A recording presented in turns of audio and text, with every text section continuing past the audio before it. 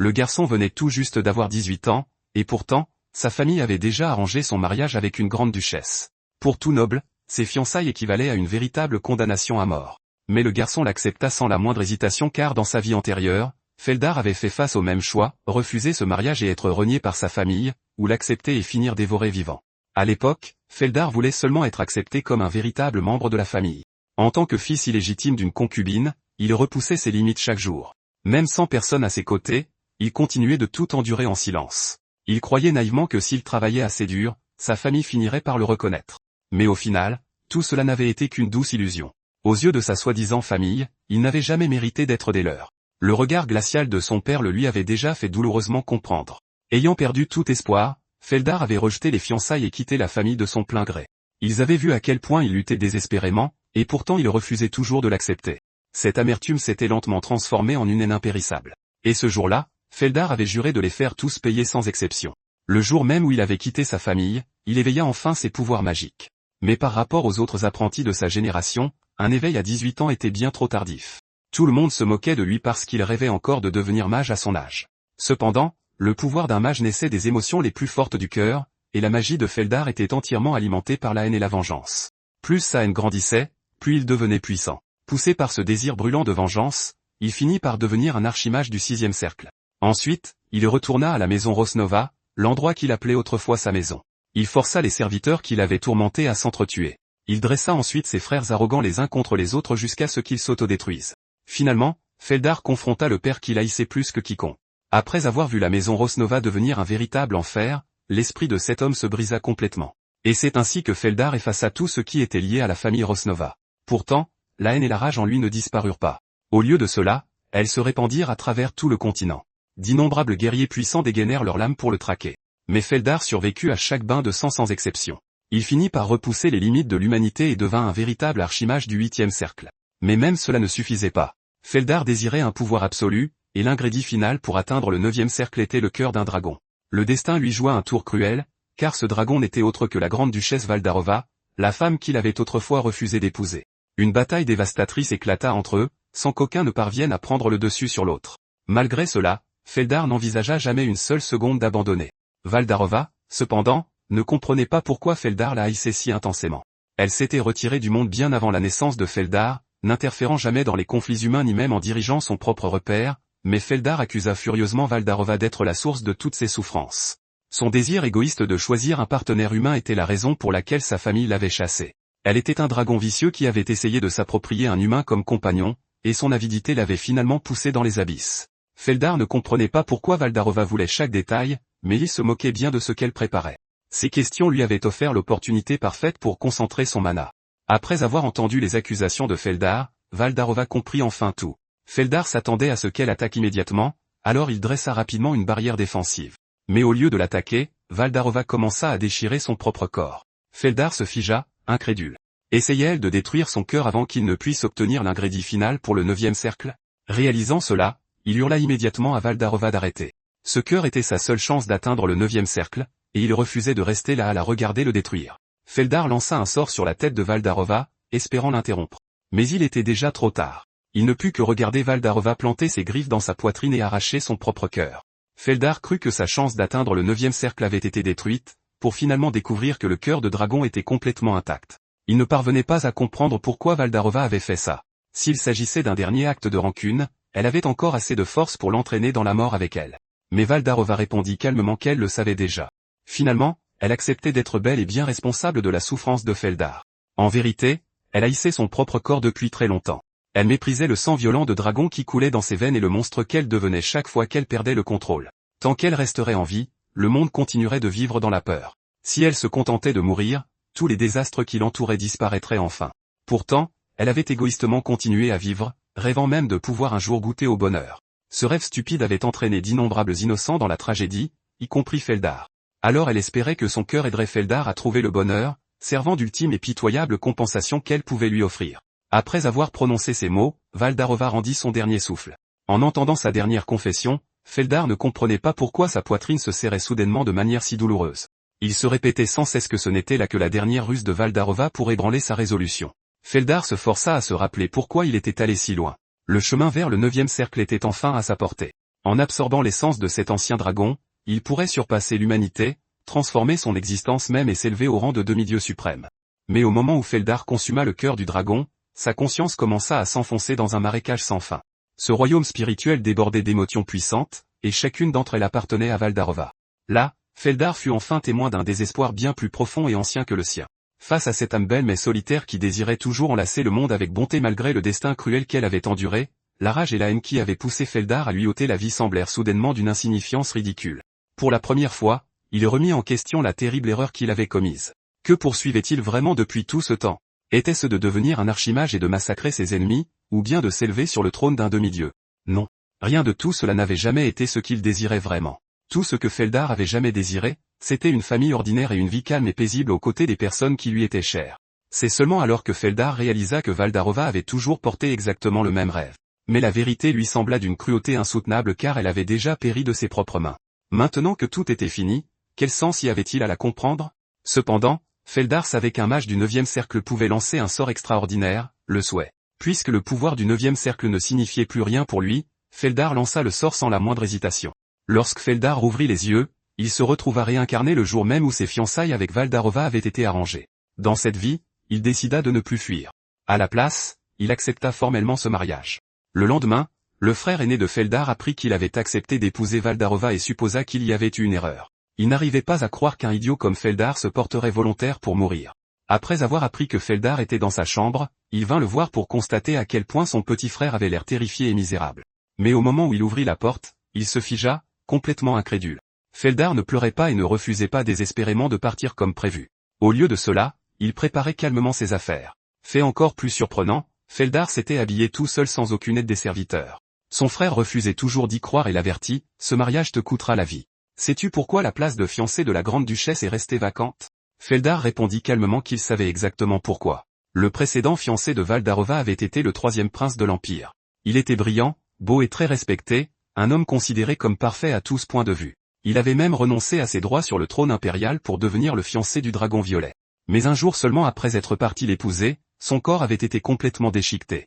Si même le 3e prince, pourtant parfait, n'avait pas survécu, le frère de Feldar pensait que quelqu'un comme lui n'avait absolument aucune chance. Il avait averti Feldar de ne pas désobéir à la famille et de ne pas fuir au dernier moment, sinon il lui trancherait personnellement la tête. Feldar a répondu en conseillant à son frère de plutôt veiller à contrôler ses pulsions. Après tout le monde avait remarqué la façon lubrique dont il regardait leur belle-sœur. Cette remarque a instantanément rendu son frère fou de rage. Mais Feldar lui a rappelé que même s'il voulait le frapper, il allait devoir se contrôler. Pour le moment, si le visage de Feldar était abîmé, la famille serait incapable de le livrer à la grande duchesse comme promis. Sur ce, Feldar a fini de faire ses bagages et s'est préparé à partir. À son départ, les domestiques ont sangloté de façon dramatique, comme s'il avait le cœur brisé de le voir partir. Mais Feldar savait que chaque mot sortant de leur bouche était complètement hypocrite. Il avait toujours cru que son enfance maladive était due à un corps naturellement faible, avant de découvrir plus tard que ses domestiques trafiquaient ses repas. Se souvenir de ce qu'il avait fait donner envie à Feldar de tous les massacrer jusqu'au dernier. Mais finalement, il a réprimé ses pulsions meurtrières. Peut-être parce qu'il s'était déjà vengé dans sa vie antérieure, son cœur restait désormais totalement impassible. Sa colère et son désir de vengeance avaient tous deux disparu. La magie que Feldar maniait dans sa vie passée avait été comme une drogue puissante, l'enivrant dès le moment où il y avait goûté pour la première fois. Mais alors que sa soif de pouvoir ne cessait de croître, elle avait fini par lui faire perdre tout contrôle. Une fois consumé par la folie, tout détruire lui avait procuré une satisfaction incroyable. Mais Feldar n'avait aucune intention de répéter la même chose. Ce sentiment de paix oublié depuis si longtemps n'était pas désagréable non plus. Peu de temps après, Feldar est arrivé sur le territoire de la grande duchesse, où on l'a laissé attendre complètement seul. Il avait mentionné avec désinvolture qu'un dragon pourrait apparaître dans les parages, ce qui avait poussé le cocher terrifié à l'abandonner et à s'enfuir. Heureusement, Feldar n'a pas eu à attendre longtemps avant que quelqu'un n'arrive pour l'accueillir. La femme s'est présentée sous le nom de Luli, l'une des servantes de Dame Valdorova. C'est elle qui serait chargée d'escorter Feldar jusqu'au château. Cette région était connue sous le nom de terre interdite démoniaque, un territoire envahi par des monstres que l'humanité n'avait pas le pouvoir de conquérir. Celle qui avait vaincu les armées de monstres et gardé cette terre comme une impératrice était le dragon rouge Valdorova. Même si elle avait bâti la seule ligne de défense de l'humanité au sein de la terre interdite démoniaque, le monde extérieur s'obstinait toujours à l'appeler le dragon démon. Pendant que Feldar repensait à tout ça, plusieurs monstres sont soudainement apparus derrière lui. Mais l'instant d'après, Luli a attaqué et les a fait fuir. Elle a ordonné à Feldar de rester près d'elle, lui assurant que ces bêtes n'oseraient jamais faire un geste tant qu'elle serait là. Feldar lui a demandé combien de temps il leur restait à parcourir, et Lully a répondu que le château était encore à 2 heures de marche. Cependant, si elle volait seule, elle pourrait l'atteindre en seulement 10 secondes. En entendant cela, Veldar a réalisé que Lully n'était pas une servante ordinaire. C'était une Drakhéide qui avait hérité du sang d'un véritable dragon. Il lui a donc suggéré de simplement le porter et de s'envoler directement vers le repère. Mais à la grande surprise de Feldar, Lully a été purement et simplement dégoûté par l'idée de le tenir pendant son vol. Apparemment, se marier n'allait pas être chose aisée. Tous deux n'ont atteint le château qu'après le coucher du soleil. L'aura qui s'échappait des portes principales suffisait à elle seule à faire ressentir à Feldar une pression écrasante. Cependant, il n'a pas été autorisé à parler avec Valdorova en personne.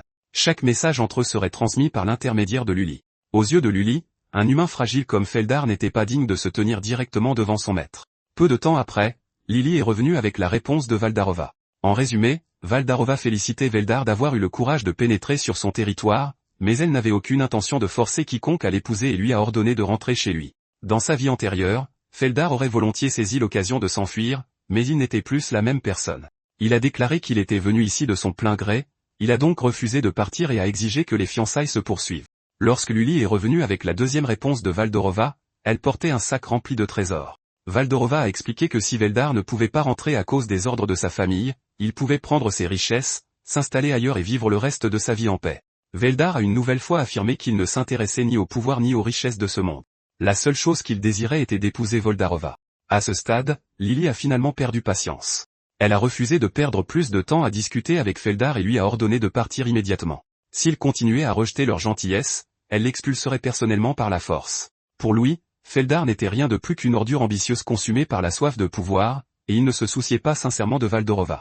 En entendant cela, Veldar a enfin compris la véritable raison de la mort du troisième prince. Cet homme avait seulement voulu conclure ce mariage pour pouvoir utiliser Valdorova comme une arme et lui donner des ordres à sa guise. À cause de cela, elle considérait Veldar de la même manière que le troisième prince. Mais Veldar n'a montré aucune peur. Au lieu de cela, il a prononcé un vœu solennel directement devant Lully. Personne ne m'a forcé à venir ici, et je n'ai jamais désiré d'autorité ni de profit personnel. Je me tiens ici uniquement en tant que fiancé de Valdorova, tout comme elle a autrefois offert son cœur, sans hésitation, à un homme égoïste comme moi dans ces derniers instants. Cette fois, c'est moi qui resterai à ses côtés. Lully ne le croyait clairement pas, alors elle a libéré son aura draconique pour tenter de l'intimider. Mais lorsque Feldar n'a montré aucune trace de peur, elle a finalement retiré son pouvoir. Elle s'est ensuite excusée pour un instant, expliquant qu'elle devait répéter les mots de Feldar à Valdorova exactement comme il les avait prononcés. Après avoir entendu sa déclaration, Valdorova n'arrivait pas à croire que Feldar ait été assez audacieux pour dire une chose pareille. En même temps, cela la rendait curieuse de savoir quel genre de personne il était vraiment. Du point de vue de Louis, Feldar restait un humain incroyablement fragile qui s'était presque épuisé rien qu'en marchant jusqu'au château.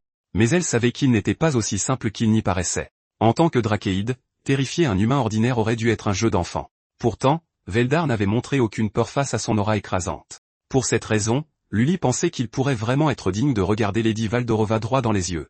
Après avoir entendu le rapport de Lully, Valdorova a souri avec un bonheur sincère. Elle n'avait jamais imaginé qu'un humain capable de soutenir son regard existait vraiment. Enfin, elle pouvait parler avec quelqu'un en face à face comme une personne ordinaire. En raison de cela, Valdorova a décidé de procéder officiellement aux fiançailles. Lutalé a ensuite escorté Feldar jusqu'à une chambre d'amis où il pourrait séjourner pour le moment. Le château était bien mieux entretenu que ce à quoi Feldar s'attendait, et c'est Lily qui était chargée d'en prendre soin. Après tout, elle était la seule servante de Valdorova. Cependant, pour Louis, Feldar n'était toujours rien de plus qu'un invité d'honneur. Lui et Valdorova ne s'étaient pas encore officiellement fiancés. Leur cérémonie de fiançailles privée se tiendrait dans le repère du dragon un mois plus tard. Un mois ne semblait pas particulièrement long à Feldar, mais Lully a immédiatement remarqué qu'il prévoyait de se reposer jusqu'à la cérémonie. Elle lui a donc expliqué que ce mois était en réalité sa période d'essai. Si Veldar souhaitait devenir le partenaire d'un être aussi grandiose que Valdorova, il devait posséder des qualités dignes de se tenir à ses côtés. Il allait devoir prouver à Lucie en un mois qu'il méritait de devenir le fiancé de Valdorova. Ces conditions avaient été entièrement fixées par Lucie. Elle pensait que son maître était trop gentil et risquait d'ignorer les défauts de Feldar. Mais Lucie refusait d'en faire autant. Feldar devait prouver qu'il possédait un potentiel suffisant. S'il ne pouvait pas surmonter une épreuve aussi simple, aucun titre ne forcerait Lully à le reconnaître comme quelqu'un de digne de la grande duchesse. Feldar ne pouvait s'empêcher de penser que sa future femme s'était choisi une servante incroyablement compétente. Peu importe à quel point Lully le détestait, elle faisait toujours passer son maître en premier et comprenait parfaitement ce que le partenaire de Valdorova devait posséder. Mais cela a poussé Veldar à se demander pourquoi quelqu'un d'aussi loyal avait été absent dans les derniers instants de Valdorova dans sa vie précédente. Feldar a demandé à quel point il devait devenir puissant, et Lully a répondu qu'il lui suffisait d'atteindre un niveau où aucun autre dirigeant n'oserait le mépriser.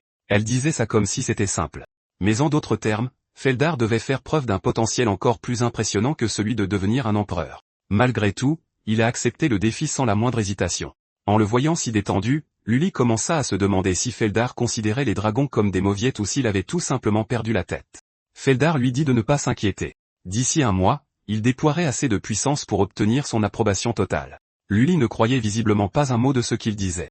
Elle n'arrivait pas à comprendre d'où un humain aussi frêle pouvait tirer une telle confiance. Feldar était bel et bien impuissant pour le moment, mais il avait autrefois atteint le 9e cercle. Et cette expérience constituait un atout inestimable qui n'appartenait qu'à lui. Tant que les souvenirs et les connaissances de sa vie antérieure persistaient, il savait qu'il pourrait atteindre ce niveau de nouveau. Pour un mage, le premier cercle était l'étape la plus importante car il déterminait la future structure de ses circuits de mana. Le cercle bleu se formait par le biais d'une méditation sereine. Bien que la progression sur cette voie soit lente, elle posait des bases solides et était considérée comme le choix orthodoxe par la plupart des mages. Son opposé absolu était le cercle rouge, qui naissait d'émotions extrêmes. Le cercle rouge conférait une puissance immense à une vitesse incroyable, mais il rendait aussi le mage vulnérable aux contre-coups émotionnels et pouvait facilement le rendre complètement fou. Dans sa vie précédente, Feldar s'était servi de sa haine écrasante pour se frayer un chemin jusqu'au sommet absolu du royaume des archimages. Suivre à nouveau la voie du cercle rouge lui permettrait de recouvrer rapidement ses pouvoirs, mais cette fois-ci, il voulait opter pour une voie stable et inébranlable. Feldar s'entraîna donc sans relâche pendant toute une semaine. Mais peu importe le nombre de fois où il tentait de former un cercle bleu, chaque essai se soldait par un échec. Former un cercle bleu demandait normalement au moins 3 ans. Feldar avait présumé que ses souvenirs et son intuition de sa vie antérieure lui permettraient d'y parvenir immédiatement, mais le cercle bleu n'avait manifestement rien à voir avec le cercle rouge. Avec seulement 3 semaines restantes, il devait trouver une approche différente. Alors que Feldar envisageait une nouvelle méthode pour son entraînement, un violent tremblement interrompit soudainement ses pensées. Lully lui expliqua que cette secousse était provoquée par Valdarova, qui exterminait actuellement une horde de monstres. Feldar demanda immédiatement à assister à la bataille de ses propres yeux, mais Lully lui déconseilla d'y aller car l'esprit fragile d'un humain ne pourrait jamais supporter la vue d'un dragon au combat. Si Feldar ne voulait pas se faire dessus et subir une humiliation insoutenable avant la cérémonie de fiançailles, il ferait mieux d'éviter de regarder. Cependant, Feldar estimait qu'assister aux batailles de Valdarova était son devoir en tant que futur époux, alors il insista pour voir le massacre de lui-même. L'instant d'après, Lully transporta Feldar dans les airs et ils arrivèrent près du champ de bataille. Sa vitesse terrifiante était presque comparable à celle d'un sort de téléportation avancé, retournant violemment l'estomac de Feldar. Lully lui ordonna de se lever et de regarder en bas, là où Valdarova se battait au milieu du champ de bataille. Feldar regarda Valdarova déchiqueter les monstres qui s'approchaient. Les créatures intrépides chargeaient vers elle comme une vague interminable, pour être mises en pièces sans le moindre effort. Une seule rafale de son souffle enflammé incinéra tout un groupe de monstres. Mais lorsque Valdarova poussa un rugissement assourdissant, le son à lui seul manqua de briser la santé mentale de Feldar. Il s'effondra à genoux et endura désespérément la pression mentale, se forçant sans cesse à rester conscient. Lully pensa que Feldar comprendrait enfin après avoir vu ça. L'idée qu'un simple humain puisse épouser un dragon, qui se dressait au-dessus de toutes les créatures vivantes, n'était rien d'autre qu'une blague ridicule. Elle lui déclara que c'était là la véritable forme de sa future compagne. En voyant le corps entier de Feldar trembler, Lully présuma qu'il était enfin terrifié. Elle continua de lui expliquer que le sang de chaque dragon rouge abritait cette nature violente que les humains associaient aux dragons maléfiques. C'était un instinct meurtrier sauvage qui ne pouvait être assouvi que par la destruction. Cela n'avait rien à voir avec la personnalité de Valdarova. C'était simplement la nature avec laquelle elle était née. C'est pourquoi Lully croyait que les humains et les dragons n'étaient pas faits pour être ensemble. Mais Feldar sourit soudainement et déclara que la scène devant lui était absolument magnifique. Lully le dévisagea, incrédule. Au lieu de montrer de la peur, Feldar faisait sincèrement l'éloge de Valdarova. Elle commença à se douter que cet humain était en réalité un masochiste dérangé. Malgré tout, le rugissement du dragon et la pression écrasante avaient laissé le corps entier de Feldar couvert de blessures. Le fait que son esprit ait pu s'en remettre était déjà un miracle en soi. De retour dans sa chambre, Feldar se demanda pourquoi il avait été si déterminé à assister à la bataille. Ce souvenir de ce qu'il avait vu le remplissait encore d'une terreur écrasante. Pourtant, malgré cette peur, il voulait continuer à regarder, car Feldar n'avait pas vu un dragon vicieux. Il y avait vu un chevalier se battant pour protéger tout ce qu'elle aimait. Elle était un noble chevalier pourpre marchant sur une voie solitaire de pénitence pour expier son existence. La voir ainsi était véritablement éblouissant. Et tandis que Feldar était absorbé par cette émotion inconnue, un cercle rouge commença soudainement à se former dans son corps. Mais ce n'était pas le genre de pouvoir que Feldar désirait, alors il tenta immédiatement de le dissiper. Cependant, l'image de Valdarova se battant comme un chevalier intrépide continuait d'apparaître dans son esprit. Plus il se remémorait son combat, plus ses circuits de mana devenaient clairs. L'émotion qui animait ce pouvoir n'était ni la colère ni la vengeance. C'était quelque chose d'inconnu, de vague et de fragile, comme si elle pouvait disparaître à tout instant. Feldar commença à concentrer cette émotion inconnue à l'intérieur de son cercle magique. Il comprima le mana à plusieurs reprises et le força à tourner à grande vitesse. Finalement, l'énergie tourbillonnante forma un anneau complet. Avec cela, Feldar réussit à créer son premier cercle. C'était toujours un cercle rouge, mais il était totalement différent de celui qu'il possédait dans sa vie précédente. Quand Luli apprit que Feldar avait construit ses circuits de mana en une seule nuit, elle eut du mal à y croire. Un humain ordinaire n'aurait jamais pu accomplir une telle chose. Feldar lui répondit ouvertement qu'il n'avait jamais été un humain ordinaire. Luli détestait l'admettre, mais il avait déjà atteint le niveau qu'elle avait fixé. Feldar lui demanda alors s'il y avait un endroit approprié dans les environs où il pourrait pratiquer la magie. Après avoir entendu sa requête, Luli construisit un terrain d'entraînement entièrement équipé en une demi-journée à peine. Son incroyable efficacité impressionna profondément Feldar. Son prochain objectif était d'entraîner son contrôle du mana, car un mauvais contrôle ne ferait que gaspiller d'énormes quantités d'énergie magique. Les dragons n'ayant jamais rencontré ce problème, Luli jugeait cette méthode d'entraînement extrêmement primitive. Mais aux yeux de Feldar, ce nez avec un pouvoir écrasant ne pourrait jamais comprendre à quel point les humains devaient lutter pour devenir plus forts. Feldar commença bientôt son entraînement au contrôle du mana. La base du contrôle du mana était une stabilité absolue, méthode utilisée par les mages du cercle bleu, mais Feldar possédait un cercle rouge. Il devait maintenir un contrôle précis pendant que ses émotions bouillonnaient violemment. Ce n'est qu'en surmontant cette contradiction qu'il pourrait véritablement maîtriser son pouvoir. Dans sa vie antérieure, Feldar avait eu besoin d'une année entière pour apprendre à puiser du mana dans le courant déchaîné à l'intérieur de son cercle rouge. Il avait ensuite passé une autre année à apprendre à comprimer ce mana sous la forme d'une sphère. Cette fois-ci, cependant, le processus tout entier ne lui prit que 2 minutes et demie. Ce spectacle laissa Luli stupéfaite. Même les dragons ne pouvaient pas former une sphère de mana aussi facilement lors de leur première tentative de contrôle de la magie. Feldar créa ensuite 2 autres sphères de mana simultanément. L'instant d'après, il dirigea les 3 sphères vers plusieurs cibles en bois à proximité. Les 3 attaques frappèrent avec une précision parfaite et réduisirent les cibles en miettes. C'était l'application la plus élémentaire du mana brut, le tir de mana. Luli fut une fois de plus choquée, incapable de comprendre comment un humain au talent aussi absurde pouvait exister. Elle n'osait plus sous-estimer Feldar et rapporta immédiatement tout à Valdarova. Mais après avoir écouté le rapport, Valdarova n'arrivait toujours pas à comprendre à quel point son exploit était réellement impressionnant. Alors elle demanda, « Luli, tu comprends le monde extérieur bien mieux que moi. Que penses-tu de cet homme ?» Luli répondit que Feldar avait semblé presque parfait dès le début. Mais c'était précisément cette perfection qui le rendait si suspect et si dangereux. Aucun humain ordinaire ne pourrait atteindre ce niveau sans commettre la moindre erreur. L'instinct de Luli lui disait que Feldar cachait quelque chose. Elle ne parvenait tout simplement pas à accepter qu'un tordu masochiste soit aussi un génie extraordinaire. Valdarova sourit et demanda, « Tu dis ça, mais au fond, tu penses aussi qu'il est incroyable, n'est-ce pas ?» Après un court silence, Luli admit à contre-cœur que c'était le cas. Valdarova lui dit de ne pas s'inquiéter. Puisque Feldar affirmait être venu à elle avec des intentions pures, elle était prête à essayer de le croire. Entendre cela ne fit qu'inquiéter Luli davantage. Valdarova avait déjà été profondément blessée par les humains. Alors, pour éviter que cela ne se reproduise, Luli devait découvrir les véritables intentions de Feldar. Avec cela en tête, Luli suggéra de donner cela à Feldar. Valdarova comprit immédiatement et demanda si elle parlait de cet objet en particulier. Feldar reçut une part de l'autorité de Valdarova, et la première chose qu'il fit fut de convoquer tous les seigneurs de la région de l'Extrême-Orient. Les seigneurs arrivèrent peu à peu au château, chacun se demandant pourquoi le fiancé de la grande-duchesse les avait soudainement réunis. L'un d'eux suggéra que la réunion concernait peut-être les préparatifs du mariage, ce qui provoqua immédiatement l'hilarité générale. Quelqu'un pouvait-il vraiment être assez stupide pour confondre un ordre de fiançailles de la grande-duchesse avec un véritable mariage? Les autres seigneurs étaient tout à fait d'accord. Feldar n'avait apparemment que 18 ans, et bien qu'il soit issu de la maison Rosnova, une célèbre famille de chevaliers, il était trop faible pour tenir une épée correctement. À leurs yeux, Feldar n'était qu'un jeune noble pourri gâté, habitué à abuser de l'influence de sa famille. Ils supposaient qu'il les avait convoqués pour asseoir son autorité en utilisant le nom de la grande-duchesse. Mais le comte Alvera ne voyait aucune raison de s'inquiéter. Quel mal Feldar pouvait-il faire même s'il le laissait agir avec arrogance pendant quelques jours? De toute façon, la grande-duchesse allait bientôt le mettre en pièces. Les autres seigneurs acquiescèrent avec empressement. À cet instant, la voix de Luli résonna derrière les portes. Le seigneur Feldar Rosnova est arrivé. Après avoir reçu une part de l'autorité de Valdarova, Feldar était soudainement devenu quelqu'un que ses nobles devaient appeler monseigneur. La raison pour laquelle il les avait convoqués était également très simple. Cette réunion faisait partie de l'épreuve que Luli lui avait imposée. Elle estimait que si Feldar était pour l'instant incapable d'aider Valdarova à combattre les monstres, il devait au moins pouvoir gérer le territoire de la grande-duchesse et s'assurer qu'elle puisse continuer à se battre sans se soucier de ses arrières. Feldar n'avait aucune raison de refuser. Gérer les affaires internes et externes était l'une des responsabilités qu'il devait accepter en tant que mari de la grande-duchesse. Après être entré dans la salle, Feldar se tint devant les nobles rassemblés. « Je suis ravi que vous ayez tous répondu à ma convocation. Je suis Feldar Rosnova, l'homme qui deviendra bientôt le mari de la grande-duchesse. Avant de commencer notre discussion, j'ai une question pour vous tous.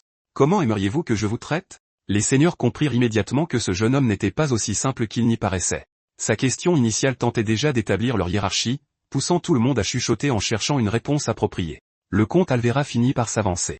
Nous sommes tous des seigneurs vivant sous la protection de la grande-duchesse. Naturellement, nous nous devons de respecter l'homme qui deviendra bientôt son mari. Mais avant cela, nous sommes des nobles ayant voué notre vie à l'Empire. Par conséquent, en tant que futur mari de la grande-duchesse, je pense que vous devriez également nous témoigner le respect que nous méritons. Mais alors que Alvera continuait de parler, sa voix s'estompa peu à peu. Il avait remarqué que l'expression de Feldar s'assombrissait de plus en plus. Alors il ajouta rapidement, « Bien sûr, il est tout à fait naturel pour votre seigneurie d'adopter un ton ferme avec nous. » Feldar répondit qu'il comprenait et commença la réunion. Comme vous le savez tous, même après être devenu le mari de la grande-duchesse, il y aura très peu de choses que je pourrai changer directement. Vos territoires resteront sous votre contrôle, alors s'il vous plaît, continuez à les gérer comme vous l'avez toujours fait. Que vous gouverniez votre peuple avec bonté ou que vous continuiez à l'exploiter, je n'interviendrai pas. Nous accusez-vous de saigner notre peuple à blanc? Un seigneur obèse sortit aussitôt de la foule et exigea une réponse. Feldar leva légèrement la main, faisant signe à l'homme de se calmer, et affirma qu'il s'était simplement mal exprimé. Mais le seigneur furieux refusa d'en rester là. Je comprends maintenant pourquoi votre famille vous a abandonné. Après avoir été rejeté par une maison de chevaliers, vous vous êtes désespérément forcé à devenir un mage, mais vous devriez apprendre à respecter vos aînés. Vous n'êtes là que parce que vous portez le titre de fiancé de la grande-duchesse. Qu'est-ce ce qui vous fait croire que vous possédez plus d'autorité qu'un mage du 4e cercle comme moi? Feldar répondit en déclarant sans détour qu'un mage du 4e cercle n'avait franchement rien d'exceptionnel. L'homme se figea instantanément, se demandant s'il avait bien entendu. Les mages étaient respectés partout où ils voyageaient, et ce respect ne faisait que croître avec leur rang. Un mage du 4e cercle était si puissant que même les rois se battaient pour le recruter. Habitué à recevoir un traitement de faveur partout, l'homme se sentit profondément insulté. Pire encore, la personne qui l'insultait n'était qu'un mage du 1er cercle. Mais Feldar lui dit calmement de ne pas s'énerver autant. Il lui fit alors une proposition qui plairait sûrement à cet homme, un duel à mort, où ils assumeraient l'entière responsabilité de leur propre sort. Le groupe entier se déplaça rapidement vers le terrain d'entraînement. À leurs yeux, l'issue d'un combat entre un mage du 1er cercle et un mage du 4e cercle était évidente. Si ce duel pouvait affaiblir le futur mari de la grande-duchesse, cela leur profiterait à tous. Ils espéraient seulement que le seigneur furieux ne prendrait pas la condition de vie ou de mort trop au sérieux et ne tuerait pas réellement Feldar. Peu après, les deux participants se tenaient au centre de l'arène. Mais Feldar demanda soudainement quel sort son adversaire comptait utiliser, ce qui était considéré comme une question incroyablement irrespectueuse parmi les mages. Chaque mage possédait des techniques différentes. Même lorsque deux mages du même rang lançaient un sort identique, les résultats ne seraient jamais exactement les mêmes. Ces différences ne faisaient que s'agrandir à mesure que l'écart entre leurs rangs augmentait, finissant par faire agir le même sort comme une magie complètement différente. Cependant, l'homme supposa que Feldar posait la question uniquement par peur, alors il révéla avec confiance qu'il utiliserait le sort du 4e cercle connu sous le nom des impacts magiques. Les seigneurs environnants explosèrent immédiatement de stupeur. D'innombrables types de magie existaient, mais les sorts de type destruction possédaient la plus grande puissance offensive. L'impact magique était l'un des plus puissants d'entre eux. Avec une telle différence de rang, Feldar serait réduit en cendres si l'attaque le frappait de plein fouet. Mais Feldar resta parfaitement calme et révéla qu'il utiliserait uniquement le sort le plus basique, le tir de mana. L'homme éclata immédiatement de rire. Vous me provoquez avec un sort aussi basique. Croyez-vous honnêtement que quelque chose d'aussi pathétique puisse me vaincre? Feldar répondit calmement. Bien sûr, je n'ai jamais cru que j'allais perdre, car il se trouve que je sais beaucoup de choses que vous ignorez. Enragé par l'arrogance de Feldar, l'homme rugit et déclencha la plus puissante attaque de sa vie. Un immense cercle magique apparut derrière lui. Alors qu'il continuait de drainer son mana, la puissance de l'impact magique augmenta rapidement. Feldar soupira simplement de déception avant d'invoquer une sphère de mana ordinaire. L'instant d'après, il propulsa la sphère de mana directement vers son adversaire. L'homme paniqua et lança immédiatement une magie défensive autour de lui. Mais la sphère de mana contourna son corps, puis frappa avec précision et brisa le cercle magique derrière lui. L'homme était complètement abasourdi. Même lors d'un combat entre mages de même rang, détruire directement le cercle magique d'un adversaire était incroyablement difficile. Pourtant, ce mage du 1er cercle avait brisé sans effort un cercle créé par un mage du 4e cercle. L'homme commença même à se demander si les mages du 1er cercle du monde extérieur étaient devenus aussi terrifiants. Depuis qu'il avait atteint le 4e cercle, il était devenu arrogant et passait ses journées à se vautrer dans le luxe. Il ne se souvenait même plus de la dernière fois qu'il avait sérieusement étudié la magie.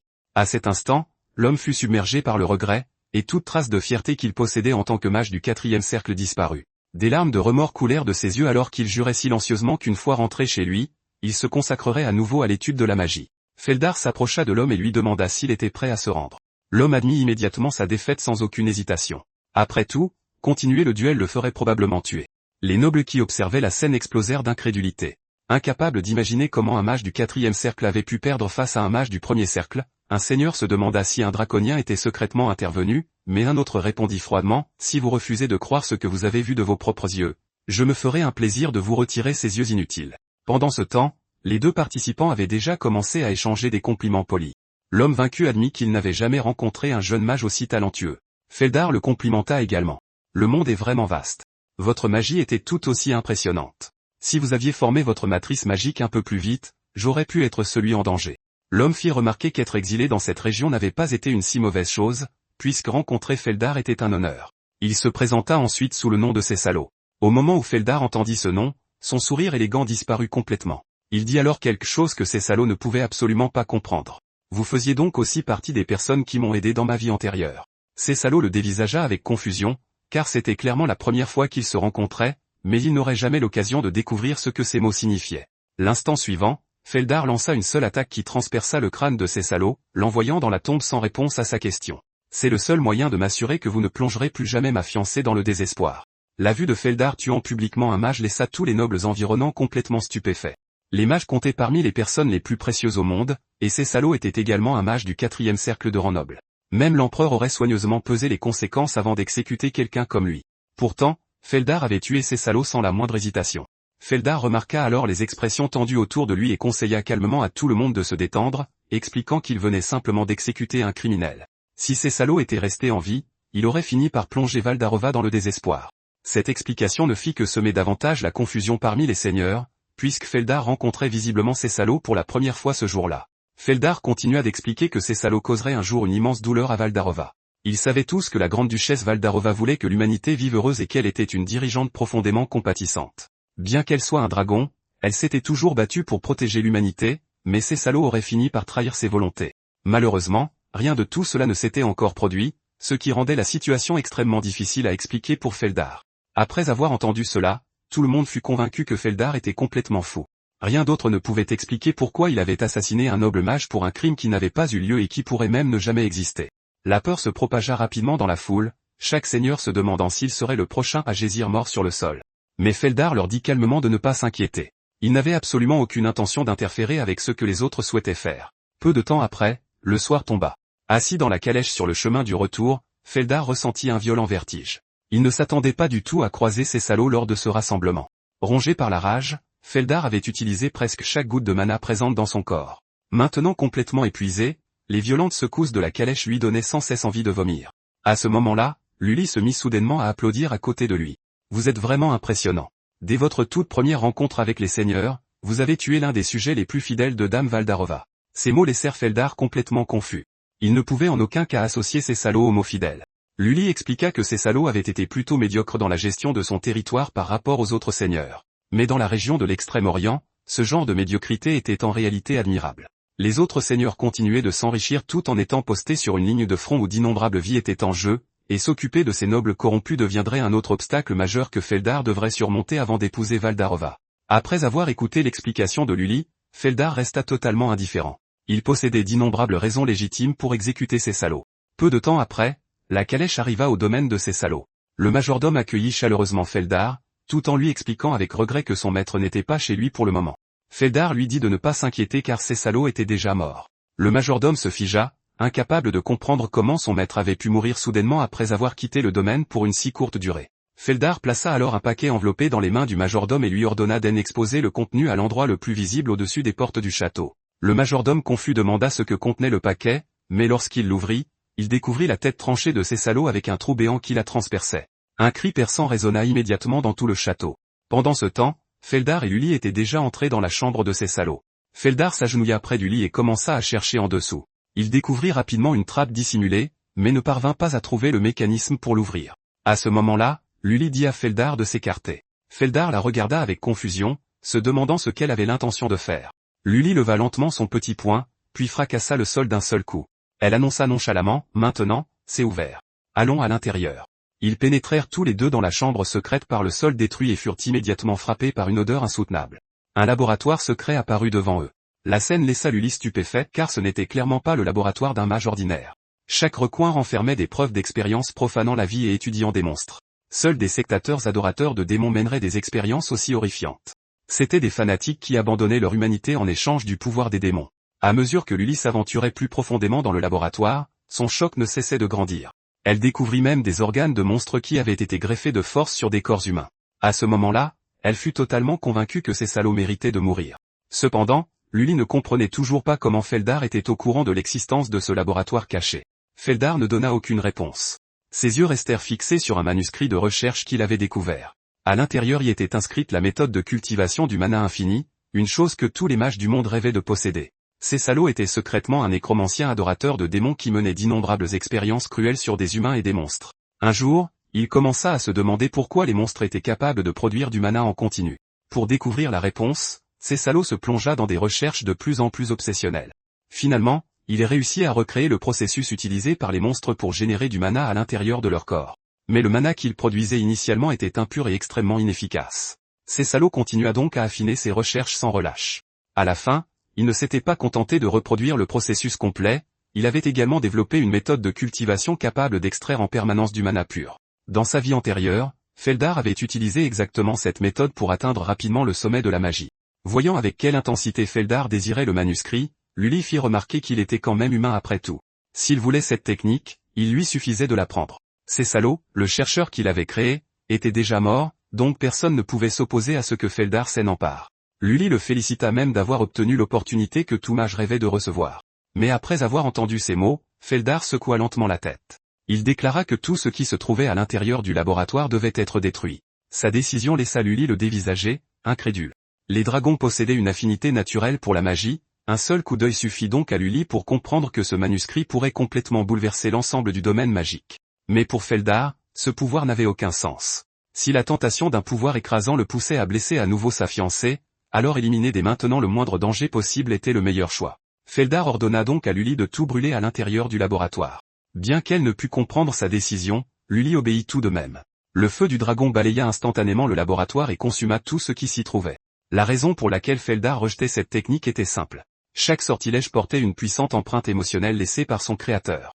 À force d'utiliser ce sort, ses émotions finiraient peu à peu par corrompre la nature même du lanceur. Ces salauds détestaient l'Empire, la magie qu'il avait créée était donc également emplie de haine. Cette sombre magie chargée de haine avait fini par corrompre ces salauds lui-même. Sa rancœur et son complexe d'infériorité étaient tout aussi intenses que ceux de Feldar dans sa vie antérieure. Si Feldar continuait à utiliser cette technique, il répéterait inévitablement les mêmes erreurs et serait dévoré par des émotions qu'aucun esprit humain ne pourrait supporter. C'est pour cette raison que Feldar a choisi d'abandonner ce pouvoir.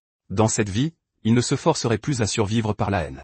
Sa décision rendait Feldar encore plus incompréhensible aux yeux de Lully. Elle n'arrivait pas à croire qu'il ait refusé une occasion aussi extraordinaire. C'était vraiment un fou déraisonnable et un masochiste incurable. Elle soupira d'impuissance et suggéra qu'il quitte le laboratoire immédiatement. Après tout, arriver à une cérémonie de fiançailles en empestant le sang serait un profond manque de respect. Feldar arriva au château de Valdarova. Lully lui demanda s'il avait fini d'écrire ses vœux de fiançailles, et Feldar répondit par un doux signe de tête, bien qu'il ait gaspillé un bon nombre de feuilles de papier. Organiser une cérémonie où les deux partenaires écrivaient personnellement leurs vœux était indéniablement romantique, mais Lully poussa un profond soupir. Elle prétendait que qualifier cela de romantique n'était qu'enjoliver la situation avec de jolis mots. Ce mariage était en quelque sorte pire encore que de se marier dans une étable. Feldar comprenait que Lully avait une autre raison de se sentir déprimée. Elle ne voulait pas qu'un mariage entre un dragon et un humain réussisse, mais elle souhaitait aussi que Valdarova soit heureuse. Cette contradiction la déchirait de l'intérieur. Feldar ne put donc s'empêcher de la regarder avec pitié. Lully leva immédiatement les yeux au ciel. « C'est quoi cette expression agaçante ? Tu veux que je t'arrache les écailles ?» Feldar n'aurait pas été contre l'idée de la laisser passer sa frustration sur lui, mais il n'était pas un masochiste aimant se faire battre sans raison. Il changea rapidement de sujet et l'interrogea sur l'état actuel du territoire. Aucun des nobles convoqués lors de leur précédente réunion ne semblait capable de gérer les affaires sur la ligne de front, et Lully confirma que son jugement était le bon. Ces nobles pourraient travailler sérieusement au début, mais dès que personne ne les regarderait, ils commenceraient à s'en mettre plein les poches. Ils avaient même déployé des soldats pour réprimer les plaintes du peuple. À ce rythme, Lully ne serait pas surprise qu'une rébellion massive finisse par éclater. Feldar ne s'était pas rendu compte que la situation était déjà si grave. Il se demandait pourquoi la grande-duchesse n'était pas intervenue personnellement. Dès l'instant où Valdarova apparaîtrait devant eux, ces nobles tomberaient sûrement à terre pour implorer sa pitié. Mais Lully lui lança simplement un regard mystérieux et dit qu'il comprendrait très bientôt. Elle ouvrit alors les portes du château. Des centaines de bougies illuminaient l'intérieur du château. Lully conduisit Feldar à l'entrée de l'antre du dragon et lui dit de l'attendre à l'extérieur. Puis elle ouvrit les immenses portes de fer. Dès l'instant où elles s'ouvrirent, une vague écrasante de pression draconique jaillit de l'intérieur. La pression s'abattit sur Feldar avec une telle lourdeur qu'il pouvait à peine respirer. Une gigantesque griffe de dragon émergea lentement de derrière les portes. Tandis que Lully sortait de l'antre, la cérémonie de fiançailles commença officiellement. Lully déclara solennellement, « Aujourd'hui, mortels et immortels vont se donner la main et ne faire qu'un, tissant un fil d'or que ni l'autorité des cieux ni les ravages du temps ne pourront rompre. Le mortel surmontera la peur qui se dresse sur son chemin et ne fera qu'un avec l'immortel. L'immortel rejettera la futilité d'un temps infini et ne fera qu'un avec le mortel. » Pendant qu'elle récitait les vœux de la cérémonie, Lully prit la carafe devant elle et versa une petite quantité de vin cérémoniel dans la coupe sur la table. Feldar souleva la coupe et but tout son contenu. Dès que le vin pénétra dans son corps, l'écrasante pression draconique commença à s'estomper rapidement. Feldar comprit immédiatement que ce n'était pas un alcool ordinaire. Ce fut bientôt au tour de Valdarova de boire. Une griffe plus grande que tout le corps de Feldar apparut lentement par l'entrebâillement des portes de fer et descendit prudemment vers la coupe sur la table. Mais la griffe la renversa tout de même dans un grand fracas. Un lourd silence emplit instantanément la salle. Lully semblait s'y attendre et annonça calmement, « Recommençons depuis le début. » Après avoir recommencé la cérémonie encore et encore, Feldar fut bientôt torturé par l'alcool. Il avait déjà perdu le compte des coupes qu'il avait bu. Sa tête tambourinait de douleur et ses sens devenaient de plus en plus flous. Son instinct le prévenait que s'il échouait encore une fois, il finirait probablement par s'effondrer. Pourtant, la griffe de Valdarova renversa inévitablement la coupe une fois de plus. Ce dernier échec mit Lully dans une rage folle. Après avoir demandé à Feldar de patienter à l'extérieur, elle fit irruption dans l'antre du dragon. Feldar pensa d'abord que Lully y était entré pour récupérer autre chose, mais son rugissement furieux tonna soudain dans l'antre, dissipant instantanément toute trace de son ivresse. « C'est vous qui avez fait une déclaration si majestueuse sur le fait d'épouser un mortel. C'est aussi vous qui avez insisté à maintes reprises pour ces fiançailles. Alors que faites-vous exactement maintenant, Votre Altesse? Votre fiancé est assis juste dehors, pourtant vous vous cachez ici. Avez-vous la moindre idée d'à quel point cela rend la situation humiliante pour lui? Maintenant, levez la tête, sortez d'ici avec fierté, saluez votre fiancé, et arrêtez de renverser le vin de cérémonie. » Après avoir terminé son sermon, Lully ressortit de l'antre du dragon. Elle demanda négligemment à Feldar s'il avait tout entendu. Feldar répondit que même un sourd aurait probablement pu entendre un cri plus fort que le rugissement d'un dragon. Lully expliqua qu'elle n'avait pas d'autre choix s'il voulait que la cérémonie réussisse. Cela pouvait paraître ridicule, mais sa maîtresse était terrorisée par les humains. Plus précisément, Valdarova était terrifiée à l'idée d'interagir avec eux. À part quitter son antre pour chasser des monstres, Valdarova ne s'aventurait presque jamais à l'extérieur. C'était la véritable raison pour laquelle elle n'arrivait pas à contrôler correctement les nobles. À cet instant, les immenses portes de fer s'ouvrirent dans un grincement soudain. Une silhouette imposante de près de 3 mètres de haut sortit de l'antre du dragon, couverte d'une lourde armure de la tête aux pieds. Elle s'assit ensuite directement en face de Feldar.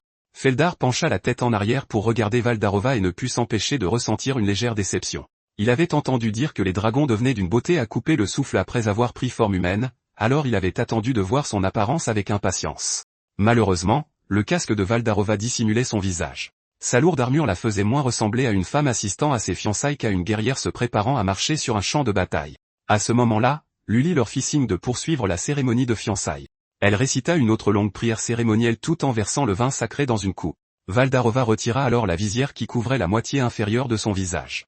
L'instant suivant, sa mâchoire d'une blancheur de porcelaine sans défaut et ses lèvres rosées, scintillantes comme embrassées par la rosée du matin, captivèrent totalement l'attention de Feldar. Bien qu'il ne puisse voir que la moitié de son visage, Feldar était déjà certain que sa future partenaire était une femme d'une beauté sans pareille. Valdarova leva la coupe et but lentement le vin des Angadra. Elle laissa le liquide couler entre ses lèvres jusqu'à ce qu'il n'en reste plus une seule goutte. Cette vision éveilla un sentiment étrange et inconnu en Feldar. Même sa peur viscérale des dragons commença progressivement à s'estomper. Lully rappela alors à Feldar qu'il était temps de réciter ses vœux. Il sortit de ses vêtements une feuille de papier couverte d'écriture et commença à lire d'une voix solennelle. « Bien que vous ne me compreniez pas encore, je suis déjà parvenu à vous comprendre, car vous m'avez un jour confié votre cœur. À travers ce cœur, j'ai tout appris sur vous. Je vous ai vu être trahi encore et encore. J'ai aussi vu d'innombrables personnes vous calomnier et vous mépriser, et pourtant, vous avez continué à accomplir vos devoirs avec dignité. Vous n'avez jamais abandonné ce que vous chérissiez, et vous avez même accueilli ceux qui vous haïssaient sans raison. Votre noble esprit m'a éveillé et m'a guidé sur le droit chemin. Par conséquent, je fais ce vœu une fois de plus. Tout comme vous m'avez un jour confié votre cœur, je vous offre aujourd'hui le mien. À partir de ce jour, vous êtes ma souveraine et mon tout. » Après avoir prononcé ces vœux, Feldar regarda Valdarova droit dans les yeux. Il ajouta ensuite une dernière phrase qui n'était pas écrite sur la page. « C'est un véritable honneur de me fiancer à une femme aussi belle et puissante que vous. » Lully fixa Feldar avec une expression totalement vide pendant plusieurs secondes. Une fois certaine qu'il avait enfin terminé, Elle se tourna vers Valdarova. À présent, que la future mariée prononce ses vœux. Mais Valdarova ne dit pas un seul mot. Au lieu de cela, elle se leva d'un bond. Elle fit volte-face et s'enfuit dans le repaire du dragon sans se retourner. Feldar et Lully ne purent que fixer d'un air hébété les portes de fer hermétiquement fermées. Après un long silence, Lully finit par se retourner et annonça que la cérémonie de fiançailles était terminée. Ils pouvaient maintenant rentrer chez eux. Feldar ne répondit pas. À la place, il demanda s'il pouvait s'isoler pendant 3 jours. Lully était confuse et ne comprenait pas pourquoi il voulait soudainement s'enfermer. Mais un instant plus tard, elle crut avoir tout compris. Les vœux de fiançailles étaient censés être échangés entre 2 personnes. Au lieu de cela, Feldar avait ouvert son cœur seul, pour finalement voir l'autre personne se retourner et disparaître derrière une porte de fer. N'importe qui à sa place aurait été accablé par l'humiliation. Plus Lully y pensait, plus elle devenait enthousiaste. Elle fit l'éloge de Valdarova en direction des portes closes. « Ma maîtresse est vraiment extraordinaire. Vous avez forcé cet homme arrogant à réciter ces mots embarrassants en public, puis vous lui avez infligé un coup dévastateur en partant sans hésitation. Son sang-froid a été complètement brisé, et maintenant vous avez le dessus. » Mais alors que Lully devenait de plus en plus enthousiaste, une feuille de papier voltant hors du repère du dragon attira son attention. Après l'avoir ramassée et lue, elle soupira. « Il semble que ce n'était pas votre intention après tout. » Feldar avait gaspillé beaucoup de papier en rédigeant ses vœux, mais sa version finale ne tenait que sur une seule page. Pendant ce temps, au moins plusieurs dizaines de pages s'empilaient autour de Valdarova, et chacune d'elles était noircie d'écriture des 2 côtés. La cérémonie de fiançailles de Feldar et Valdarova était officiellement terminée. Bien que Valdarova se soit enfuie sans prononcer ses vœux, toutes les étapes essentielles du rituel avaient été accomplies. Techniquement, il n'était pas faux de qualifier la cérémonie de succès. Au début, Lully avait supposé que Valdarova était partie si brusquement pour prendre le contrôle de leur relation, mais elle savait que Valdarova attendait ce mariage plus que quiconque. Valdarova s'était imaginé debout devant son bien-aimé, lui récitant personnellement les vœux qu'elle avait écrits pour lui d'innombrables fois. De tels fantasmes romantiques de jeune fille correspondaient mal à sa redoutable réputation de souveraine immortelle. Lully savait aussi combien de préparation Valdarova avait consacré à ce moment. Elle demanda donc pourquoi sa maîtresse s'était enfuie sans se retourner. Le corps de Valdarova se mit à trembler légèrement à cette question. Elle balbutia. « Je n'ai pas pu m'en empêcher. Je ne pouvais pas parler en le regardant dans les yeux. Son regard était si perçant que j'avais l'impression qu'il voyait clair en moi, et sa voix était si douce qu'elle m'a complètement captivé. Je ne pouvais m'arrêter de le fixer. Puis mon esprit est soudainement devenu complètement vide, et je me suis transformé en une idiote incapable de faire quoi que ce soit. » Son explication laissa même l'esprit de Lully complètement vide. Elle ne put que soupirer qu'elle ne savait plus quoi répondre. Lully détestait dire quelque chose d'aussi décourageant en un jour si faste. Mais vu les circonstances, Valdarova devait se préparer à être déçue. Feldar était désormais son fiancé officiel, ce qui signifiait qu'il allait gouverner la forteresse et tous se placer sous son autorité. Une fois que les humains commençaient à exercer le pouvoir, ils changeaient souvent. Ces mots tirèrent instantanément Valdarova de son excitation, car elle savait que Lully avait parfaitement raison. L'ombre du 3e prince, que Valdarova avait tué de ses propres mains, la hantait toujours. Cet incident s'était peut-être produit des décennies plus tôt, mais pour un être quasi éternel, c'était comme si tout s'était passé la veille. Lully ne voulait pas gâcher une journée dédiée à la célébration, mais cet avertissement était nécessaire. Les mortels étaient facilement changés par les circonstances et le pouvoir qu'ils possédaient. Valdarova devait comprendre que tout ce qu'elle chérissait finirait par changer et pourrait même disparaître un jour sans crier gare. Pendant ce temps, Feldar s'enferma dans sa chambre dès la fin de la cérémonie de fiançailles. Mais contrairement aux suppositions de Lully, il ne s'était pas isolé par honte ou sous le choc. Feldar avait simplement besoin d'être un peu seul. Dans sa vie antérieure, la colère et la haine l'avaient toujours poussé à avancer. Il n'avait jamais vraiment ressenti d'autres émotions, ni eu le temps de les comprendre. Mais cette fois-ci, c'était complètement différent. L'image de Valdarova restait piégée dans son esprit, refusant de s'effacer. Cela provoqua même une poussée incontrôlable de son anneau rouge. Feldar n'arrivait pas à comprendre quel genre d'émotion s'était emparé de lui. Pour trouver la réponse, il s'isola et revécut inlassablement ce moment inoubliable de la cérémonie de fiançailles. Mais plus il y pensait profondément, plus la sensation de brûlure dans sa poitrine devenait intense. Un déferlement de mana incontrôlable pouvait menacer la vie de son lanceur. Cependant, s'il était bien maîtrisé, il pouvait aussi devenir une occasion de progresser. Pour quelqu'un qui avait autrefois atteint le sommet de la magie, contrôler une telle situation n'était pas particulièrement difficile. La force mentale et le mana étaient les 2 ressources nécessaires pour faire évoluer un anneau de mana. La réserve actuelle de mana de Feldar était loin d'être suffisante. Cependant, parce qu'il avait jadis atteint le sommet, sa force mentale dépassait de loin les limites de son rang actuel. Feldar concentra tout son esprit pour guider le mana déferlant à travers un cycle continu, refusant d'en gaspiller la moindre once. Il maintint cette concentration absolue pendant 48 heures. Au final, Feldar réussit à former un 2e anneau de mana et devint officiellement un mage du 2e cercle. Lorsqu'il quitta enfin la pièce, Lully le dévisagea avec surprise. « Je me demandais pourquoi vous gardiez la porte verrouillée. Je ne m'attendais pas à ce que vous atteigniez le 2e cercle en seulement 2 jours. » Est-ce que tous les mages avec des anneaux rouges progressent aussi vite? Feldar expliqua que chaque personne possédait une constitution différente, ils ne pouvaient donc pas tous être jugés selon les mêmes critères. De plus, la croissance d'un anneau rouge entraînait de graves effets secondaires. La création de chaque nouvel anneau nécessitait un stimulus émotionnel encore plus puissant. L'émotion la plus forte mémorisée par l'anneau s'infiltrait peu à peu dans l'âme du lanceur pour devenir une part de sa nature. Dans sa vie antérieure, Feldar avait éveillé son anneau rouge par la haine. En conséquence, cette haine était également devenue une partie indissociable de lui. Même après avoir accompli sa vengeance, il avait continué à chercher de nouvelles choses à mépriser. Lully conduisit ensuite Feldar au bureau qu'il utiliserait à partir de ce jour. Bien que votre position ne soit que temporaire, vous posséderez ici le pouvoir de décision absolue. Feldar regarda autour de la pièce. Son mobilier en chêne sombre répondait parfaitement aux besoins pratiques d'un dirigeant tout en rayonnant de dignité et d'autorité. Au moment où Feldar s'assit derrière le bureau, il eut presque l'impression d'être devenu un roi. Même sa voix prit inconsciemment un ton autoritaire. Actuellement, presque toutes les terres sous l'autorité de Valdarova étaient laissées à l'abandon. Elle n'avait jamais gouverné son territoire personnellement et avait plutôt confié chaque région à son seigneur local. Mais ces seigneurs locaux n'étaient que d'inutiles imbéciles uniquement soucieux de s'enrichir. En conséquence, la vie de leur peuple continuait de se détériorer jour après jour. Heureusement, après que Feldar eut décapité ces salauds et exposé ses crimes, les autres nobles commencèrent enfin à faire un véritable travail. Avec l'aide de Lully, la gestion du territoire devint également beaucoup plus facile. Dans cette optique, Feldar commença immédiatement à écrire une lettre à tous les seigneurs sous son autorité. Lully demanda avec curiosité ce qu'il comptait écrire. Feldar expliqua qu'il voulait simplement leur envoyer de simples salutations. À partir de maintenant, je m'attends à ce que nous nous rencontrions très souvent. En tant que régent, j'interviendrai officiellement dans les affaires internes du territoire. Si cette décision vous déplaît, inutile de répondre. Après tout, je respecte chacun d'entre vous. Après avoir terminé la lettre, Feldar apposa le sceau de Valdarova en bas. Son nom n'était plus non plus Feldar Rosnova. Il était désormais Feldar Valdarova. Cela devrait amplement suffire pour faire comprendre le poids de son message. Cependant, l'élimination des monstres qui infestaient le territoire restait leur priorité absolue. Les monstres contaminaient les terres agricoles voisines rien que par leur présence, et ils avaient déjà causé la mort d'innombrables résidents. Valdarova pouvait arrêter les monstres colossaux capables de causer des désastres majeurs, mais aucune personne ne pouvait à elle seule éliminer chaque petite créature. C'est pourquoi Feldar avait l'intention de prioriser le recrutement de personnes compétentes. Lully demanda s'il avait déjà des candidats appropriés en tête. Avant même qu'elle n'ait fini de parler, Feldar lui tendit une feuille de papier couverte de noms. Mais quand Lully lut la liste, elle n'en fut que plus perplexe. Peu de temps après, tous deux arrivèrent à Escalaria, la cité des érudits, pour chercher personnellement leur premier candidat. Lully n'arrivait toujours pas à comprendre comment un érudit dont elle n'avait jamais entendu parler pouvait être le talent dont leur territoire avait besoin.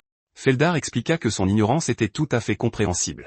L'homme n'était pour l'instant qu'un érudit inconnu qui ne s'était pas encore fait un nom.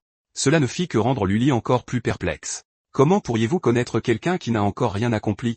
Vous n'avez tout de même pas simplement inventé cette liste, n'est-ce pas? Feldar le nia immédiatement, expliquant qu'il avait autrefois passé un temps fou à récolter ces informations. Feldar disait la vérité. Dans sa vie précédente, un érudit nommé Griest était apparu sur sa liste d'assassinats. Pour se donner une raison de détester Griest, Feldar avait minutieusement examiné chacune des réalisations de l'érudit. Il avait même cherché ses faiblesses, dans l'espoir de trouver une excuse pour se venger. À l'époque, Feldar était complètement consumé par la haine. Cette liste d'individus talentueux datait de cette période où il cherchait aveuglément de nouvelles personnes à mépriser. Avec le recul, ce n'avait été rien de plus qu'une obsession. Se remémorer ces jours-là donnait la migraine à Feldar, mais ce n'était pas son vrai problème. Le vrai défi était de trouver un homme en particulier dans une ville grouillant d'érudits. Juste à ce moment-là, un marchand cria à proximité, « Jeune homme, charmante demoiselle, si vous avez la migraine, pourquoi ne pas essayer une délicieuse friandise sucrée? Même les étudiants de l'académie adorent ces gourmandises. » La mention des étudiants de l'académie attira immédiatement l'attention de Feldar. Il demanda si beaucoup d'étudiants fréquentaient régulièrement son étal. Le vendeur hocha la tête et expliqua que, bien qu'il ait l'air jeune, il tenait ce stand depuis plusieurs décennies. Feldar lui demanda alors s'il savait quoi que ce soit sur un certain érudit débraillé. Au moment où Lully entendit le mot « débraillé », elle lança un regard noir à Feldar. « Avez-vous l'intention de ramener quelqu'un comme ça à la maison et de le laisser transformer notre château immaculé en un véritable désastre ?» Le marchand expliqua que ce surnom était célèbre dans toute la région. Cependant, il était toujours occupé à gérer son étal et ne pouvait pas se souvenir de chaque visage. Il n'était pas sûr de connaître l'homme que Feldar cherchait. Mais lui acheter quelques friandises pourrait l'aider à se rafraîchir la mémoire. Le marchand annonça immédiatement, la plus belle affaire de l'histoire, 3 brochettes pour seulement 5 pièces de cuivre. Feldar s'apprêtait à n'en commander qu'une seule quand Lully l'interrompit soudainement. Je vais prendre les 3. Un instant plus tard, le marchand plaça 3 brochettes de fruits confits dans les mains de Lully. Dès l'instant où Lully goûta le fruit confit, elle eut l'impression que toute sa vie de dragonne avait été gâchée jusqu'à présent. Sa réaction surprit Feldar. Il ne s'était jamais attendu à ce que Lully apprécie autant les sucreries, mais elle le nia fermement. Je n'aime pas ça. S'il vous plaît, arrêtez de me traiter comme une enfant. Je m'assure simplement que nos informations sont suffisamment fiables. Après avoir dit cela, elle s'enfourna immédiatement un autre morceau de fruit confit collant dans la bouche. Ses yeux argentés se mirent à scintiller d'un éclat encore plus vif. Cette expression surprit Feldar. Il avait supposé que Lully était comme lui, froide à l'intérieur et presque dépourvue d'émotion. Il n'avait jamais imaginé qu'elle puisse faire une moue aussi adorable. Le regard fixe de Feldar lui valut rapidement un autre regard noir. Lully serra immédiatement les brochettes restantes contre sa poitrine, comme si elle avait peur qu'il les lui vole. Mais un instant plus tard, elle sembla prendre une décision monumentale. D'une main tremblante, Lully lui offrit une brochette et lui demanda s'il en voulait une bouchée. Feldar refusa poliment. Elles sont toutes à toi. Il lui rappela ensuite, il se fait déjà tard. Nous devrions continuer nos recherches. Pendant ce temps, ailleurs dans la ville, un homme regardait les feuilles de papier virevoltées devant lui avec un désespoir absolu. Toutes les recherches pour lesquelles il avait tant travaillé venaient soudainement d'être réduites à néant.